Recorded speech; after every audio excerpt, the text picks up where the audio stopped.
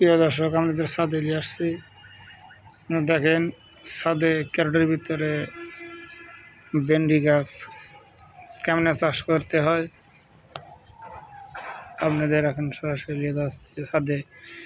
দেখেন ক্যারেটের ভিতরে অনেক সুন্দর হয়েছে, এটা অনেক ফলন হয়। সার ভালো করে দিয়ে বুনলে এরকম হবে এবং অনেক ভেন্ডি ধরবে। নেওয়া যাচ্ছে এখন পেয়ারা গাছের খাওয়া শেষ হলে এরকম কেটে দিলে এরকম কুশি বেরোবে, এর লগে অনেক পেয়ারা ধরবে। নেওয়া যাচ্ছে এখন আপনার টমেটো আছে, দেখেন সুগন্ধ টমেটো কীরকম ফলন হয়েছে। আপনাদের দিয়ে যাচ্ছে টমেটো গাছের ছাদে টমেটো গাছ।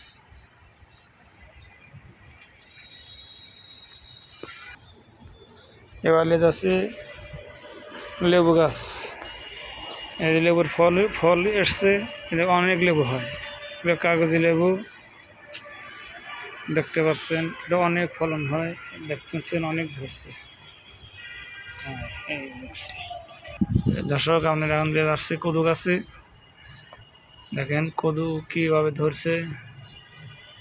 এভাবেই ভালো ফলন হতে হলে সার গোবর শুকায়া সেরকম করে দিলে আপনারা ভালো ফলন পাবেন। দুনদুন গাছ দেখেন, দুনদুন ধরছে, জালে আসছে, আপনারা দেখতে পাচ্ছেন এই দুনদুন গাছ।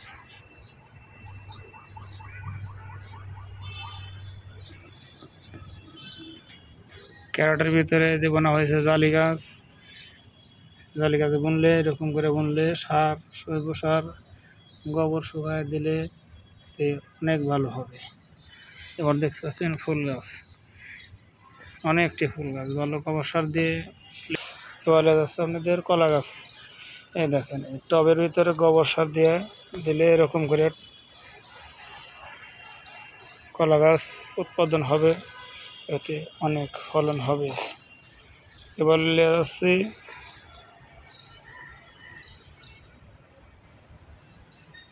আনারস গাছ। এই যে আনারস গাছ, অনেক বড় আনারস হয়। পেয়ারা গাছ দেখেন, এই পেয়ারা গাছ শেষ হলে এরকম করে কেটে দিলে এতে অনেক পেয়ারা ধরবে। এবার আছি ড্রাগন গাছ। এই দেখেন, এই যে ড্রাগন গাছে গোবর সার দিলে এরকম করে ধীরে ধীরে অনেক ভালো হবে। এবার দেখেন আম গাছ হলো কলম কাটা আম গাছ, সব কলম কাটা আম গাছ। দেখতে পাচ্ছেন গোবর সার মেরে দিলে অনেক ফল আম ধরে, দেখতে পাচ্ছেন।